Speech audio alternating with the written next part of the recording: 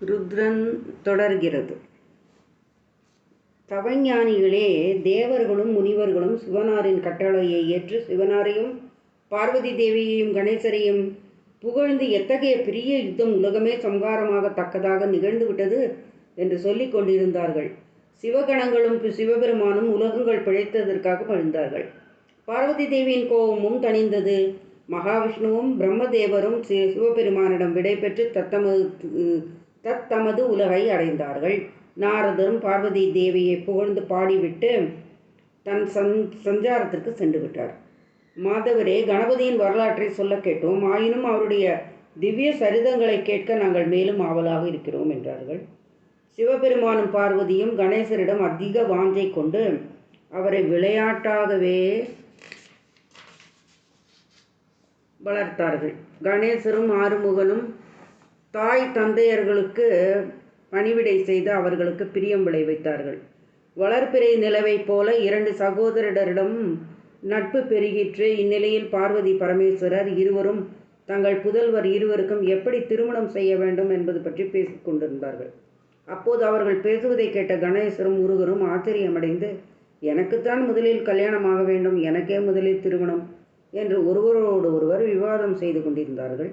அதை அறிந்த சிவபெருமானும் பார்வதி தேவியும் ஒரு யோசனை செய்து ஓரிடத்திலிருந்து புதல்வர் இருவரையும் நம்முடன் அழைத்து, பிள்ளைகளே, நீங்கள் இருவரும் சமமானவர்கள். நாங்கள் உங்கள் இருவரையுமே ஒரே தன்மையாகவே மதிக்கிறோம். இப்போது உங்களுக்கு திருமணம் செய்ய வேண்டிய ஒரு யோசனை செய்திருக்கிறோம். அதாவது, உங்களில் எவன் ஒருவன் இந்த உலகத்தை சுற்றி வலம் வந்து முதலில் எங்களிடம் வந்து சேர்வானோ அவனுக்கு முதலிலும், எவன் பிறகு வருகிறானோ அவனுக்கு இரண்டாவதாகவும் திருமணம் செய்ய வேண்டும் என்பதே இந்த யோசனை. உடனே சுப்பிரமணியர் பூ பிரதட்சணம் செய்வதற்கு விரைந்து சென்றார். தொந்தி பிள்ளையாரான கணபதியோ நாம் எவ்வாறு பூ உலகை சுற்றுவோம் என்று யோசித்தார். பிறகு முறைப்படி நீராடி தாய் தந்தையரிடம் வந்து, நீங்கள் இருவரும் சிறிது நேரம் சிங்காதனத்தில் இருக்க வேண்டும் என்று பிரார்த்தித்து அவர்களுக்கு ஆசனம் அளிக்க அவர்கள் இருவரும் அவ்வாறே அமர்ந்தார்கள். பிறகு கணேசர் அவர்கள் இருவரையும் பார்த்து, நான் உங்களை பூஜிக்க வேண்டும் என்று கூறி அவர்களை அமைதியாக உட்கார வைத்து அம்மை அப்பராகிய அவர்கள் இருவரையும் உபசாரத்துடன் பூஜை செய்து 7 முறை அவர்களை சுற்றி வலம் வந்து கைகுவித்து அவர்கள் எதிரே நின்று, நான் சொல்லும் விஷயத்தை கேட்டு சீக்கிரம் எனக்கு திருமணம் செய்ய வேண்டும் என்றார். நீ விரைவில் உலகத்தை வலம் வா. சுப்பிரமணியன் அதற்காகவே போயிருக்கிறான் அல்லவா? நீயும் சென்று பூ பிரதர்ஷனம் செய்து முன்னே வந்தால் உனக்கே விரைவில் மனம் செய்வோம் என்றார்கள். நான் பூமியை 7 பிரதர்ஷனம் செய்து வந்திருக்க என்னை மறுபடியும் போக சொல்லலாமா என்று கேட்டார் பிள்ளையார். கேள்வியை வியந்த உமா மகேஸ்வரர், நீ எப்பொழுது பூமியை வலம் வந்தாய் என்று கேட்டார்கள். அதற்கு அவர், நான் உங்கள் இருவரையும் பூஜித்து 7 முறைகள் பிரதர்ஷனம் செய்தது பிரதர்ஷனம் அல்லவா? உங்கள் இருவரையும் பிரதட்சணம் செய்தால் உலகை வலம் வந்தது போலாகும் என்று வேத சாஸ்திரங்கள் கூறுவதெல்லாம் பொய்தானோ? உலகத்தில் தாய் தந்தையரை பூஜித்தும் பிரதட்சணம் செய்தால் பூ பிரதட்சணம் பலன் கிடைக்கும். வீட்டில் இருக்கும் தாயையும் தந்தையையும் விட்டுவிட்டு தீர்த்த யாத்திரை செய்பவன் தாய் தந்தையரை கொன்ற பாவத்தை அடைவான். தாய் தந்தையரின் பாத கமலத்தில் தீர்த்தத்தை விட புதல்வனுக்கு வேறு தீர்த்தங்களே கிடையாது. கங்கை முதலிய தீர்த்தங்கள் எல்லாம் கஷ்டப்பட்டு அடைய வேண்டியவை. இதுவோ அண்மையில் உள்ளதும் எளிதானதும் தர்ம சாதனமாகவும் பயன்கள் யாவற்றையும் கொடுக்கவும் வல்லது. புதல்வனாக இருப்பவன் தன் தாய் தந்தையரை பூஜிப்பதே தீர்த்த யாத்திரையின் பலனை தரும். மனைவியானவள் தன் கணவனை பூஜிப்பதே தீர்த்த யாத்திரையின் பயனை தந்துவிடும். இவ்வாறு திருமறை நூல்களில் கூறப்பட்டுள்ளது. நீங்கள் இதை பொய்யாக்குவதானால் உங்கள் ஸ்வரூபமும் அசாத்தியமே ஆகும். வேதங்களும் பொய் ஆகையால் நான் பூ பிரதர்ஷனம் 7 முறைகள் செய்தது நிச்சயம் சத்தியமும் ஆகும். ஆகவே வேத சாஸ்திரங்களை மெய்யென்றோ பொய்யென்றோ ஆக்குங்கள், அது உங்கள் விருப்பத்தை பொறுத்தது என்றார் விநாயகர். அதனால் உமாதேவியும் சிவபெருமானும் பெரிதும் மகிழ்ச்சி அடைந்து விட்டார்கள். சிவபெருமானும் பார்வதி தேவியும் கணபதியை பார்த்து, கணேசா, நீயே மகா புத்திசாலி.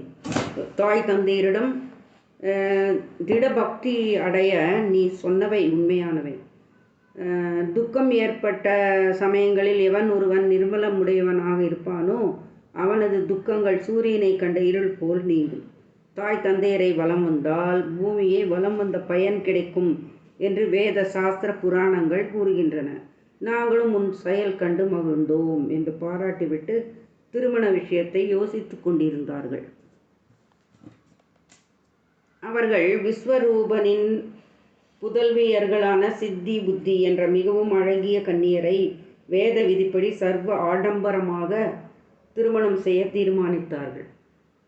தேவர்கள் முனிவர்கள் யாவரும் கணபதியின் திருமணத்திற்கு வந்தார்கள். விஸ்வரூபன் தன் புதல்வியர் இருவரையும் கணபதிக்கு திருமணம் செய்து கொடுத்தான்.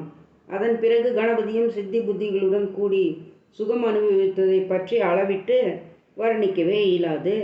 சிறிது காலம் கழித்த பிறகு சித்தி என்னும் மனைவியுடன் லட்சன் என்னும் பிள்ளையையும் புத்தி என்ற மனைவியுடன் லாபன் என்னும் பிள்ளையையும் உண்டானார்கள்.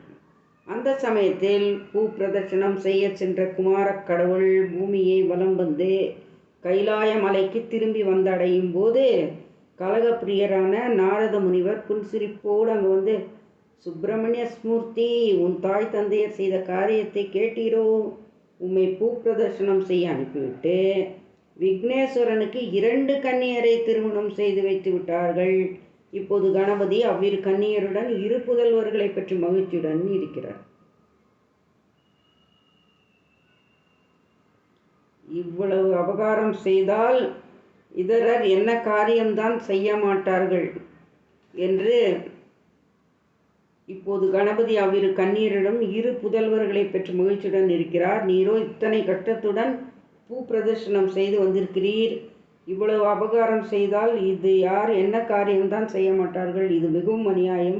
இது அவ்வளவு சரியில்லை. இப்படி செய்தவர்களுடைய முகத்தை கூட பார்க்கக்கூடாது என்று சாஸ்திரம் சொல்லுகிறது. சொல்ல வேண்டியதை சொன்னேன், இனி உம்மிஷ்டம் சண்முகா என்று கோல் மூட்டி விட்டு போய்விட்டார் நாரதர். அதன் பிறகு சண்முகர் தன் தாய் தந்தையரிடம் விரைந்து வந்து அவர்களை வணங்கி கோபம் கொண்டு புறப்பட்டார். தாய் தந்தையை தடுப்பதையும் கருதாமல் கிரௌஞ்சகிரி நோக்கி சென்றார். அவ்வாறு போகும்போது தாய் தந்தையர், நீ போக வேண்டாம், பூ பிரதர்ஷனம் செய்து வந்ததும் விவாகம் செய்வதாக நாங்கள் சொன்னபடி இப்போது விவாகம் செய்து வைக்கிறோம் என்று தடுத்தார்கள். அதற்கு குமாரர், நீங்கள் என் விஷயத்தில் கபடம் செய்தீர்கள், ஆகையால் நான் இங்கு இருக்கக்கூடாது என்று சொல்லிக்கொண்டே நடந்து கிரௌஞ்சகிரி என்று சென்று அங்கேயே நின்று விட்டார். அன்று முதல் அவருக்கு குமார பிரம்மச்சாரி என்ற பெயர் உண்டாயிற்று. கார்த்திகை பௌர்ணமி அன்று தேவர்கள் முனிவர்கள் முதலிய யாவரும் அங்கு சென்று குமார தரிசனம் செய்கிறார்கள். அந்த நாளில் தரிசிப்பவர்கள் பாபம் கழிந்து இஷ்டகாமியங்கள் கைகூடும். புத்திரனது பிரிவுக்கு ஆற்றாத பார்வதி தேவி மிக்க துயரத்துடன் கிரௌஞ்சகிரியை அடைந்தாள். பிறகு சிவபெருமானும் மல்லிகார்ஜுனன் என்ற பெயருடன் ஜோதிர் லிங்க ஸ்வரூபத்துடன் அங்கு சென்று வசித்தார். அங்கு பார்வதி பரமேஸ்வரன் ஆகிய இருவரும் பிரத்யட்சமாக இருக்கிறார்கள். அவ்விருவரது வருகையும் உணர்ந்து ஸ்கந்தர் அங்கிருந்து செல்ல எத்தளிக்கையில் தேவர்கள் அனைவரும் அங்கிருக்கும்படி பிரார்த்தித்தார்கள். பிறகு அங்கிருந்து 3 யோஜனை தூரத்தில் சுப்பிரமணியர் தங்கியிருந்தார். தாய் தந்தையர்கள் இருவரும் குமார கடவுளை பார்க்க வேண்டும் என்ற விருப்பத்தோடு அங்கே வருகிறார்கள். நைமிச்சாரண்ய முனிவர்களே, கணபதியின் விவாக விஷயத்தை நீங்கள் கேட்டபடியே சொல்லிவிட்டேன். இந்த சரிதத்தை கேட்டவர்கள் சகல பாவங்களும் நீங்க பெற்று சுகமாக வாழ்வார்கள். கணபதி விவாகம் உரைத்த கதை முற்றிற்று. நன்றி, வணக்கம்.